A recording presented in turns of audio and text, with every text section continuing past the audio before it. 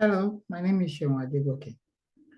I'm working on merger and acquisition of banks in Nigeria during the post-consolidation era, and I want to look at the effect of merger and acquisition on financial performance. I'll be walking you through my research findings, data analysis, as well as the discussions and recommendation. Please follow along as I present my slide here. To dig deeper into that topic, we look at the research aim, which borders on investigating the effect of merger and acquisition on financial performance of commercial banks with focus on post-consolidation era. Don't forget, we are dealing with post-consolidation era. We'll be using the objective. The first objective is to determine the level of financial performance of merging and acquiring banks during the post-consolidation era.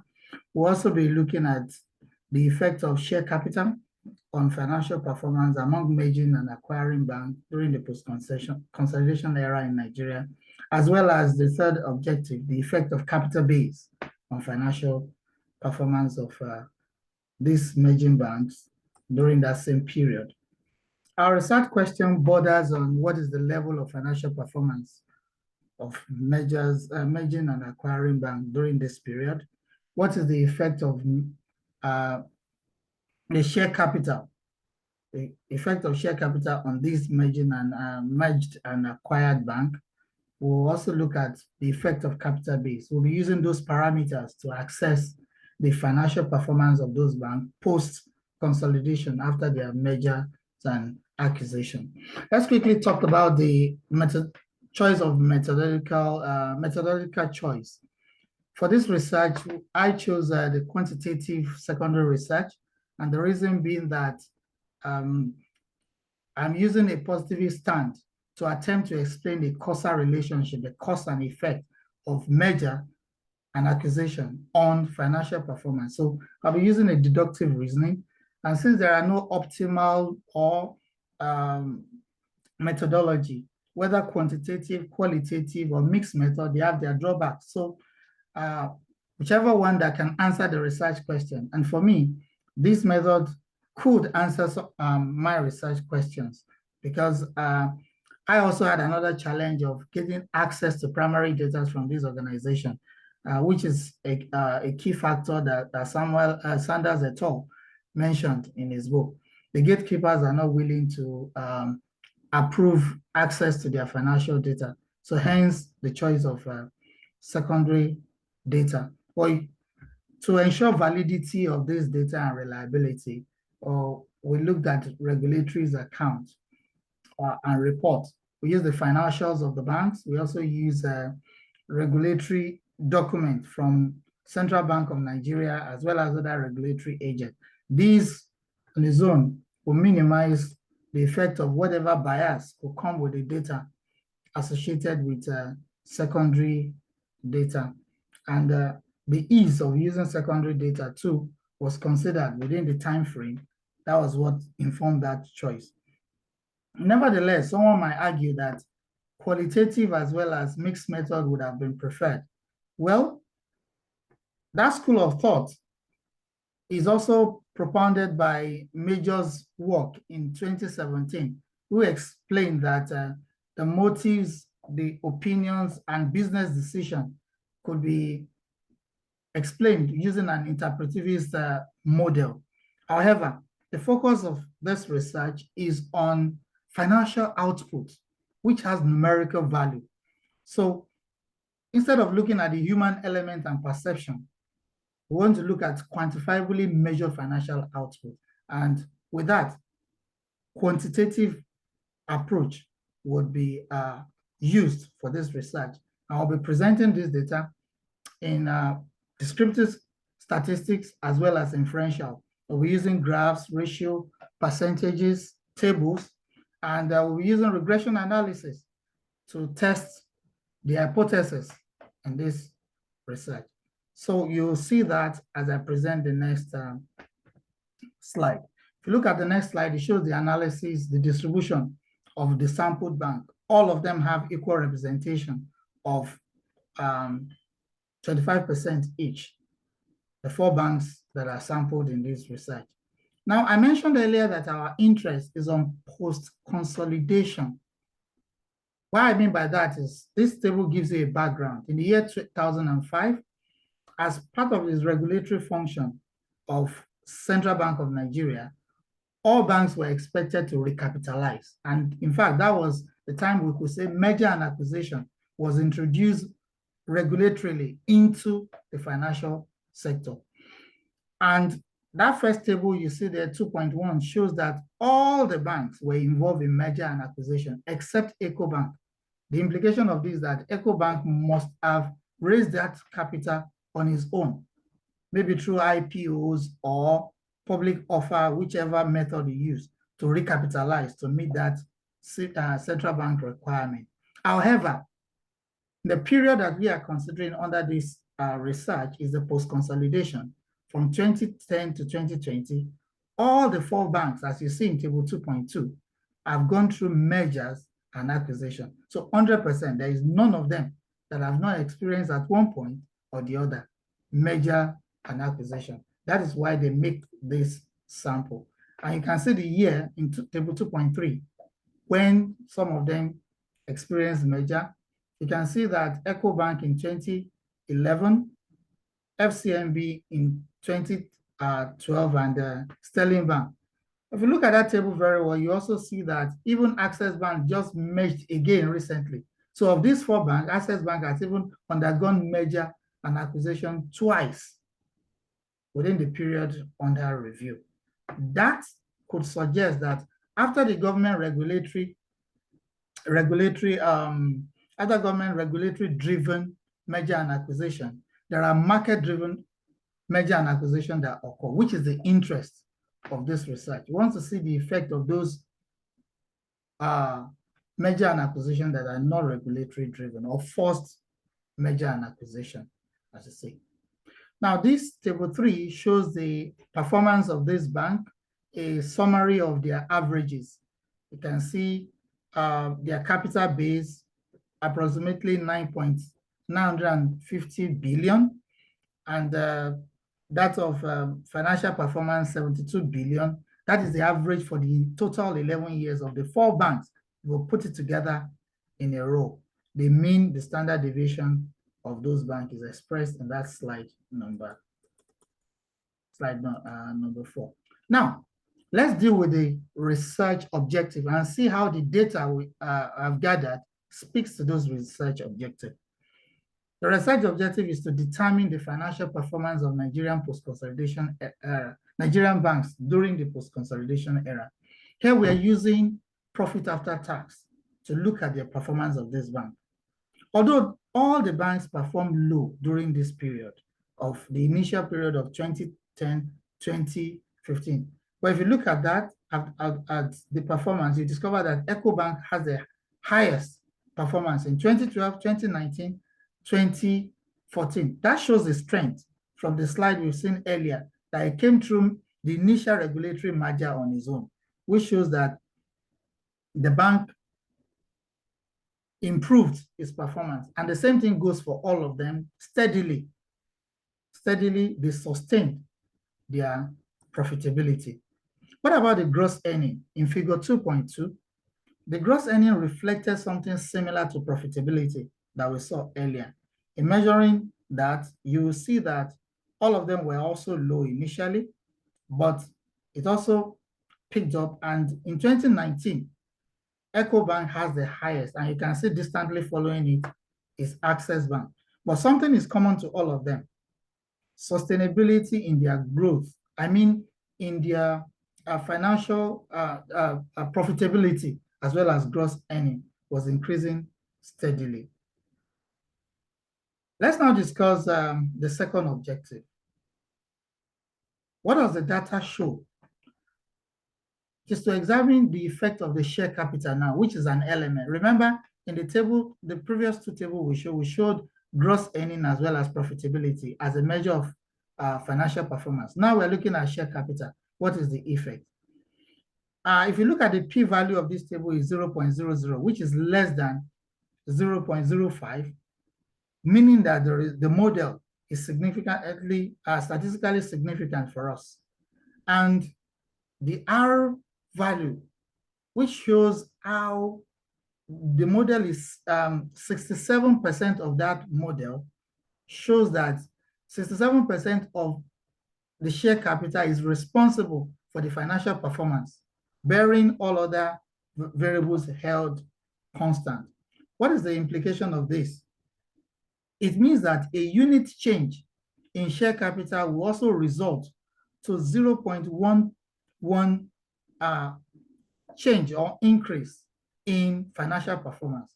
As negligible or small as it is a positive change, which shows that based on that, we can reject the null hypothesis that it does not significantly affect financial performance and accept the alternative, which shows that share capital has positive effects on banks' financial performance during the period under review and the post-consolidation banking era. We would like to talk about now the third objective. What does the data shows? Similar to what we have in share capital, the capital base to here shows 75%, approximately 75% significance, and its impact is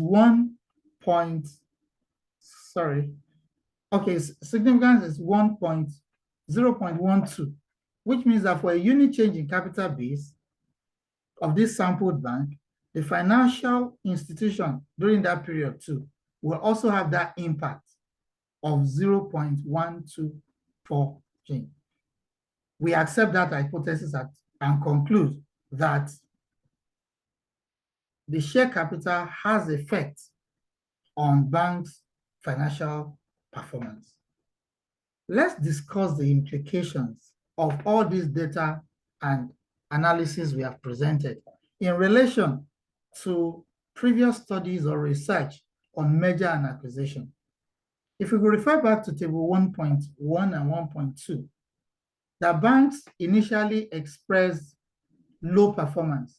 The reason that may be because banks as at that time in 2010 and 2011 are just coming out of recession, which is the global economic crisis that was experienced that period. So their performance was low. But thereafter, it has increased steadily. And that agrees with Okpanache in 2010 in his research, shows that when you use net asset profitability and tax profit before tax, which is also a measure of profitability as well as gross earning, these parameters altogether confirms that financial efficiency is achieved for banks, which leads to positive financial performance. The same thing with Elumade in 2010. His own reason was that after doing his test, he confirmed that when weaker banks merge with other banks, it gives them solvency and it makes them to improve their output, which shows that the analysis done agrees with some of the earlier work. However, it might be important to test the veracity of what Elumade claimed in his research work. If you are to discuss the second objective, which is the effect of share capital, as explained earlier, a unit increase in share capital would translate to 0.12 increase in financial performance. And that explains 67% of the variation. In other words, banks do better, which explains the synergy. When there is a synergy between two banks, the synergy theory postulated by Twine in 1990, that there is synergy between banks, they're able to do more, and it increased shareholders' wealth under the value maximizing theory and the motive theory explained in the literature review in this research.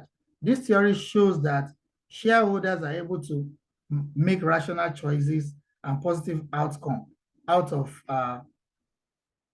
merger and acquisition, which agrees with what Rani in 2020.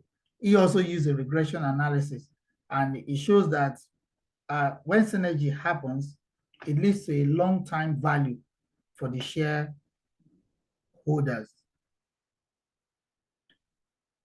Now, let's discuss objective 3 as it speaks to the research question.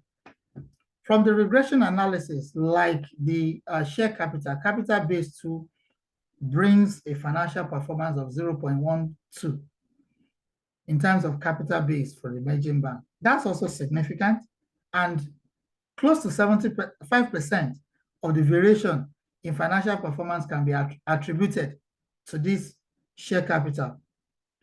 Therefore, we accept that hypothesis and agree that when banks merge, the bank merger during the post-consolidation era has resulted to improve financial performance. But not all findings agrees with this. For example, Kolakwa explains that the size of a bank does not really translate, when they merge, it doesn't really translate into profitability. The same thing with Agba and Erica in 2021. Using t-test, their results said there is no significant improvement in merging bank and their liquidity ratio. He used 8 bank as an analogy from 2000 to 2010. But what we see here is that the motive of bank managers towards merger and acquisition can come into play to explain this variation. It is very unclear to justify this phenomenon. But we might have to look further, because those banks that were considered in those conflicting research were regulatory driven, not market driven, which is subject to further studies as well. So now I would like to talk about what we can conclude from all these analyses. The findings and analysis here points to the fact that positive effect is achieved of banks' financial performance on all the banks that we have sampled. If you look at table 4 and table 5, that speaks to it. And that confirms the value maximizing theory and synergy theory of 1990 by Tai Twain about the motive for merger and acquisition. Similarly, figure 1.1 shows that post-consolidation era increased shareholders, merger in post-consolidation era increased shareholders' wealth. And it gives validity to the value maximizing theory that we mentioned earlier by acquiring bank. And what we also mentioned in table 3 shows that the capital base, gross earning, all those have been confirmed by Okpanachi as well as Okoye, that merger and acquisition, when properly done and the motives are good for business, it translates positively. However, the other side of it is that we might need to test some of these studies to look at other theories that does not really speak to this performance, such as empire building theory, the agency problem, which informs the personal decisions of managers who initiate this merger and acquisition. Unfortunately, this quantitative study might not be able to take care of that, unlike a qualitative study, which is a limitation to this study. So it is an opportunity for further studies, and the difference in those outcomes now would be a reason for us to dig deeper into regulatory reforms of banks to be sure that merger and acquisition translates into profitability as at when due. So let's look at some of the other recommendations and conclusion here.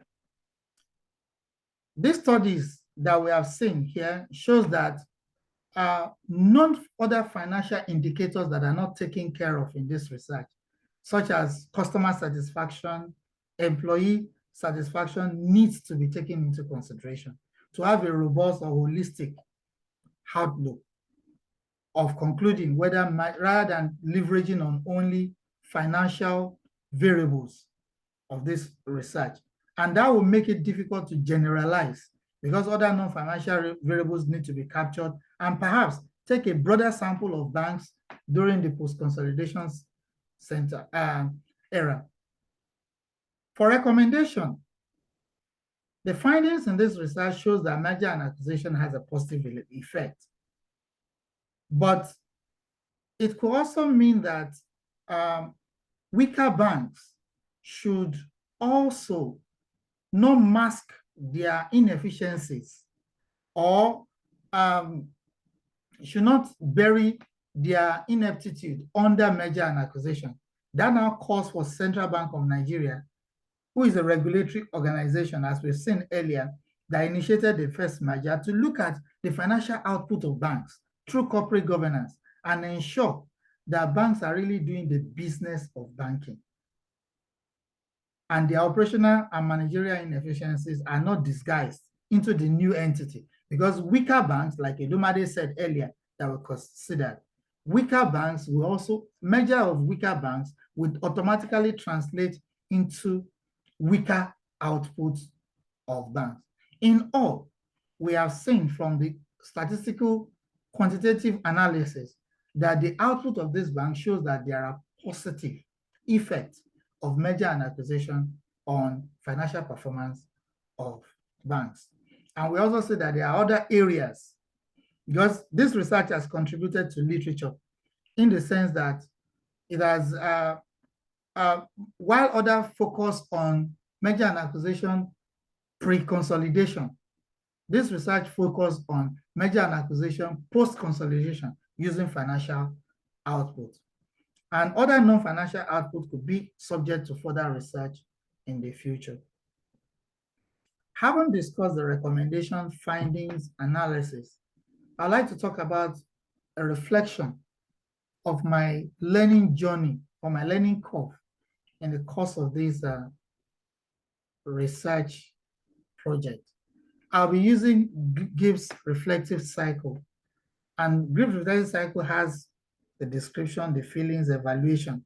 I'll be looking at each of these one after the other in subsequent slides. So if you look at the reflection here using Gibbs framework, my journey for this dissertation started with, it was a hard start for me because my research proposal in business research module scored very low. So I thought that I had not done a good job or my topic was not relevant. And for me, writing is not my strength. So writing, imagining writing 15,000 words did not come easy for me. So I felt overwhelmed at the start. Under my feelings, I was not very confident. But when I started discussing and engaging with my supervisors, I was able to see that I need to narrow down and focus my topic. And that is why I narrow it down to post-consolidation era and commercial banks, as well as a period of time and parameters, financial indicators. I was able to convince myself that the topic is very relevant based on the enlightening. And it was a relief for me because my experience in banking come into play, and that makes me to make modification as we see in Sanders et al. If I'm to evaluate my journey in this research work, the module before this, advanced research, really helped because it was able to clear my perspective to make it focus on the research aim, objective, and research question.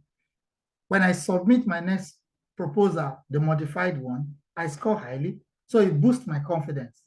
And at that stage, I could go into the coursework and start the dissertation. But I was also not very sure how it will be assessed because I was expecting that I would write a complete dissertation like it used to be. But the method of assessment was different, very unusual. But along the line, through various consolidation session and AEP, I understood that my work will be on incremental basis and will be delivered in stages. And with frequent guidance, I could get to my coursework.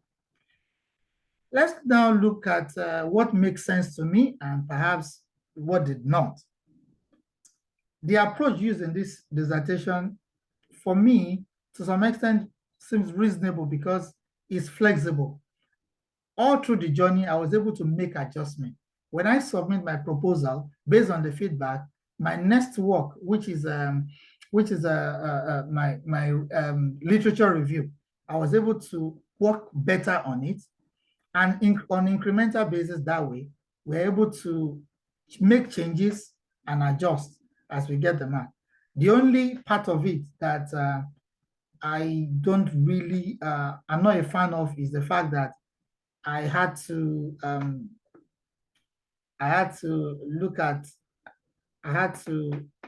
change from primary research, which I would have loved, to secondary. But with guidance from my supervisor, I was able to pull through that. Another aspect of it is that we learn by trial and error so much, because our works are graded before we get the feedback.